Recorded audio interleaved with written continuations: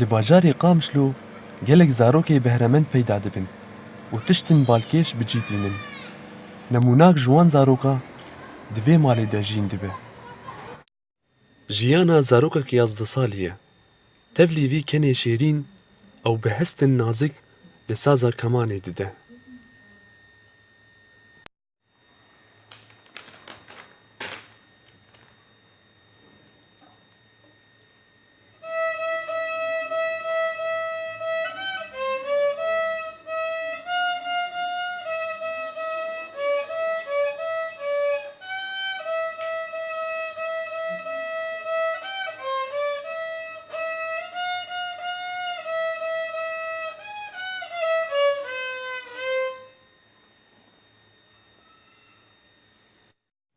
Jiyana di nav malbatek biçûk jîn dibe. Lê bi vê saza xwe gelek kesan li dor xwe dicivîne. Ew dibêje ji nav hemî sazên mûzîkê min ji kemanê hez kir û xewna min ez bibim sazvanek mezin ji kemanê re.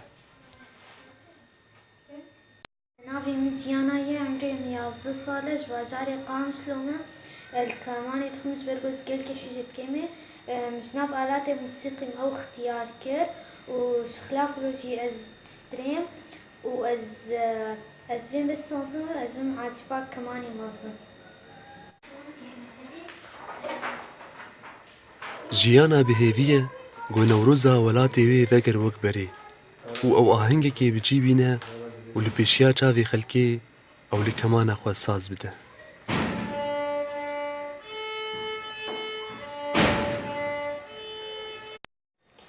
Ez hêja musîqa dikim û xwan fûr ji mir her kemanê û cam bavê min jî şecanetin ser vê mewhîbê û ez çûme gelek hefla û cumhûrim ecibandiye û ez dibêm Newrozê me vegerin wek berê ji bo ez têke min firqeyê folklorî de û ez beezifînim û xelkî ji tik me bibînin. Jiyana li peymangehekê li bajarê Qamişlo fêrî saza kemanê bû. Lê ji bilî sazkirina kemanê ew bi dengekî şeng û nazik strana jî dibêje.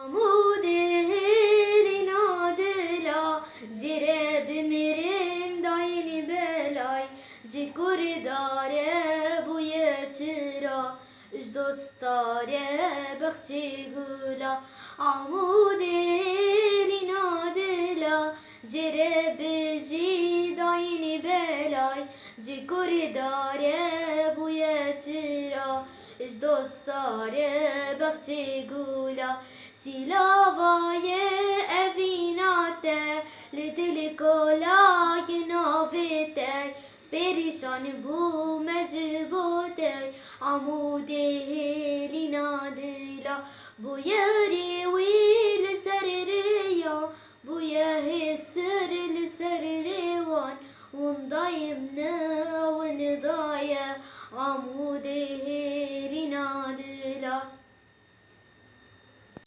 Li jiyana nehew bi sazkirina kemanê û strana bal dikişîne. Ji ber ku hinek karên din jî dike, weke çêkirina cil û berên rengereng ji heriyê bi vê derziya xwe yê nazik.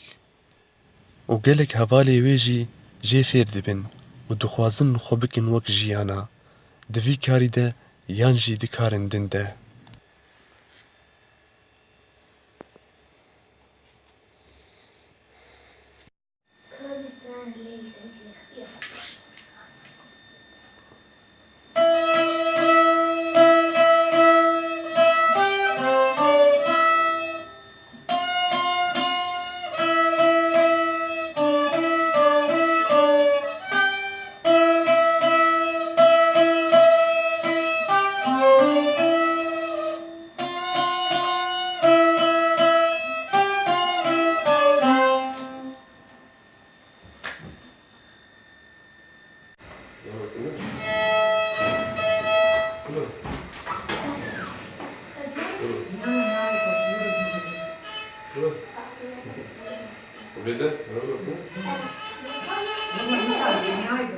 Serdar darî dezgeha welatiya ragihandinê.